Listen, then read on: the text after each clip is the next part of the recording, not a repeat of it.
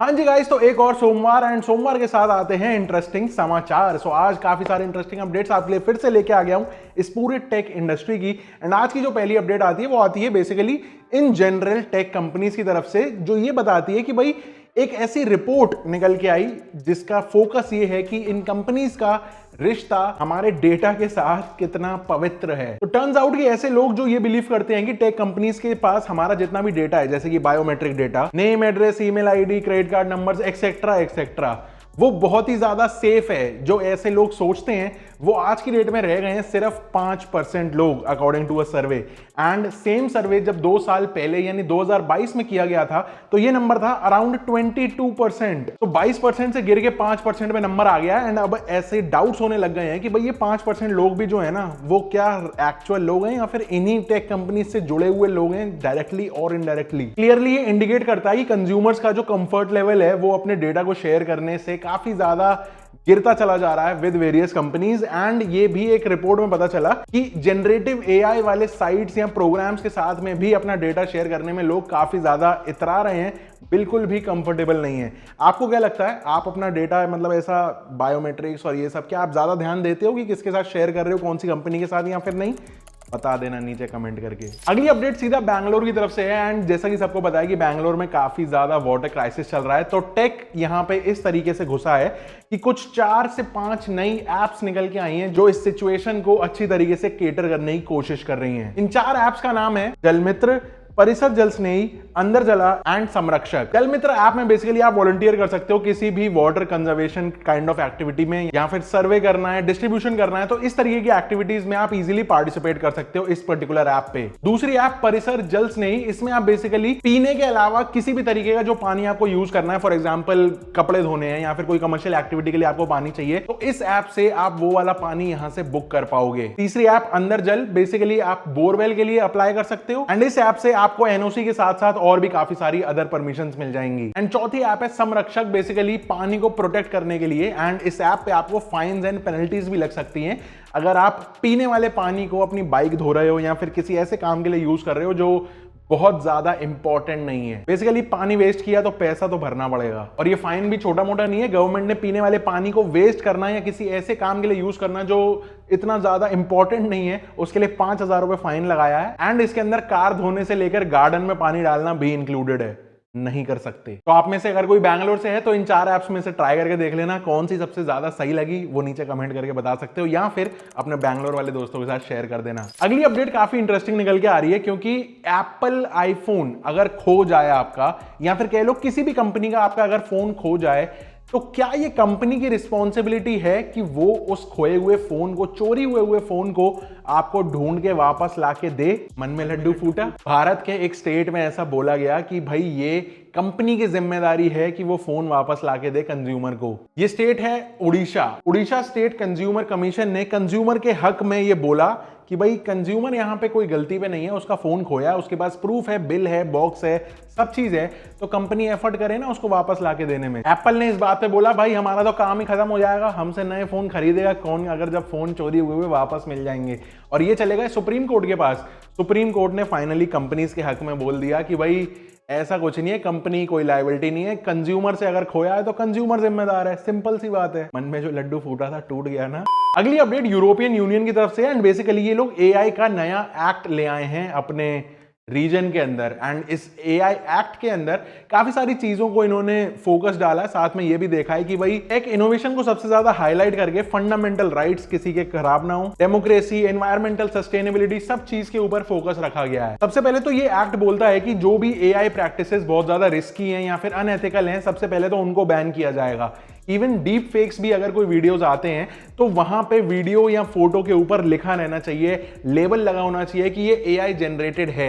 अगर कोई भी डिस्ट्रीब्यूशन के अंदर इस तरीके की फोटो या वीडियो मिली जो डीप फेक है, तो उस अकाउंट या फिर इस प्लेटफॉर्म को सीधी तरीके से बैन करने का यहां पे प्रावधान दे दिया है। इसके बाद बायोमेट्रिक आइडेंटिफिकेशन के लिए बोला है कि ये एआई के लिए मना रहेगा unless and until government approved कोई एप्लीकेशन हो जहां पे ऑथराइजेशन लेकर के बायोमेट्रिक्स को यूज किया जाए, तो ठीक है, नहीं तो बाकी सब केसेस में ये बैन रहेगा। अब देखो लग तो काफी सही रहा है, लेकिन इसको इंप्लीमेंट होने में काफी ज्यादा टाइम लग जाएगा, क्योंकि हर दिन नए नए तरीके के एआईज निकल के आ रहे हैं। एंड देखने वाली बात यह है कि यूएस एंड चाइना में अभी तक एआई का कोई एक्ट नहीं आया, लेकिन सबसे ज्यादा एआई के प्रोग्राम्स यूएस एंड चाइना से ही ज्यादातर निकल के आ रहे हैं। इवन इंडिया भी इस साल एआई के ऊपर काम करना स्टार्ट करेगा एंड ये देखना काफी इंटरेस्टिंग होगा कि इंडिया के अंदर एआई की कितनी झाग भरेगी।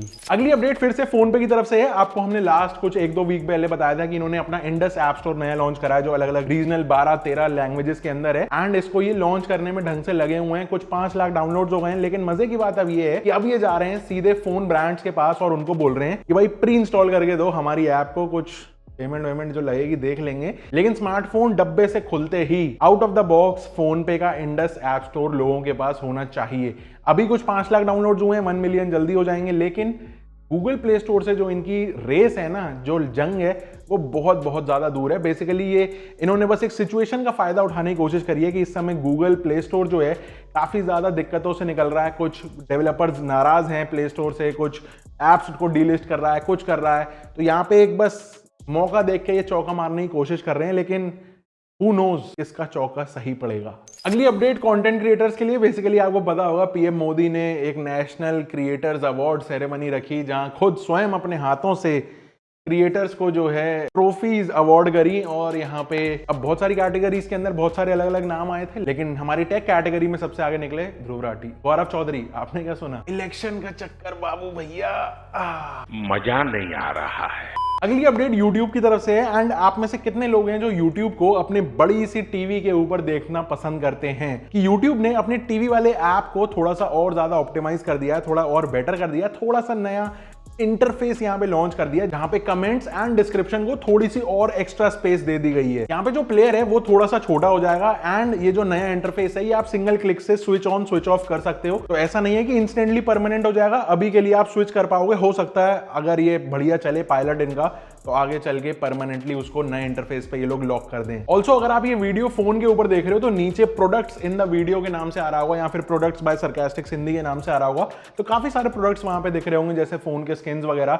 तो ये वाले जो प्रोडक्ट्स हैं ये आपको टीवी में शो तो हो जाएंगे, लेकिन बाय करना है तो वो फोन पर ही हो पाएगा। तो इसी बहाने चेकआउट भी कर लेना, नए कुछ डिजाइन लॉन्च करें। अगली अपडेट एनपीसीआई की तरफ से है एंड एनपीसीआई को पेटीएम के सीईओ ने बहुत बड़ा थैंक यू बोला, क्योंकि पेटीएम को फाइनली अलाउ कर दिया गया है as a third party aggregator वहां पे ऐड होना, कि वो यूपीआई को आगे मतलब चला पाए। तो अब कह सकते हैं कि ये फोन पे और गूगल पे वाली कैटेगरी में ही आ गया है, क्योंकि ये दोनों एप्स भी बाकी के बैंक्स का सहारा लेके ही यूपीआई को आगे चलाते हैं। जैसे जीपे का आपने देखा होगा बाय डिफॉल्ट ओके आईसीआईसीआई वाला आता है एंड फोन पे का वाईबीएल आता है, वो येस बैंक का है एंड गूगल पे का आईसीआई बैंक का है। इसी तरीके से पेटीएम ने दूसरे बैंक्स के साथ पार्टनरशिप करके प्राइमरीली यहाँ पे इन्होंने येस बैंक से भी करा है, एक्सिस से भी करा है एंड शायद एसबीआई से भी करा है। पेटीएम के लिए फर्क बस इतना पड़ा कि पहले ये सारे यूपीआई के ट्रांजैक्शंस राउट होते थे पेटीएम पेमेंट्स बैंक से, अब ये राउट हो जाएंगे थर्ड पार्टी बैंक से। बाकी सब चीजें सेम, लेकिन फास्टैग फिर भी बदलना पड़ेगा। अगली अपडेट है कॉग्निशन एआई की तरफ से एंड इनका एक चैटबॉट नया सॉफ्टवेयर निकल के आया है, वही अगेन एआई पावर्ड, जिसका नाम है Devine chatbot. And basically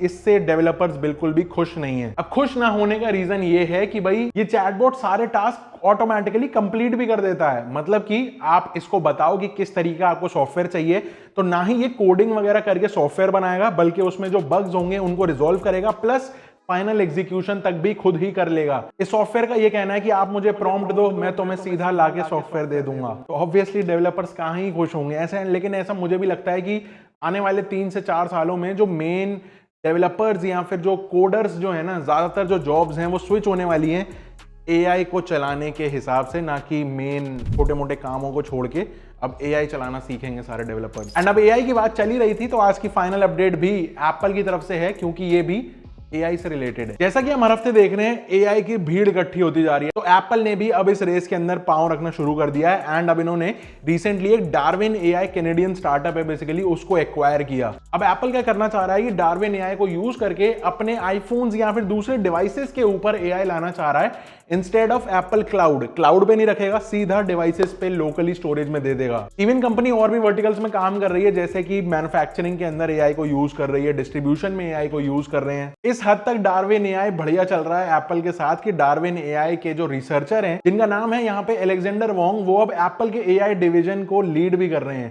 director बन गए हैं भाई। वैसे इंटरेस्टिंग बात तो आपको पता है क्या है, एप्पल ने कोई पहली कंपनी एक्वायर नहीं करी है। पिछले 2 से 3 सालों के अंदर इन्होंने 30, 1 नहीं 2 नहीं 30 30 AI वाली कंपनीज को एक्वायर किया एंड लोग AI के साइट्स में से कुछ शॉपिंग करते हैं। एप्पल ने AI कंपनीज को ही शॉपिंग कर लिया। इतनी AI शॉपिंग कौन करता है भाई। तो ये कुछ थे आज के सारे अपडेट्स। आई होप आपको पसंद आए हो। अगर आए हो तो वीडियो को लाइक कर देना, सब्सक्राइब कर देना and I will see you in the next one tomorrow telco Tuesday.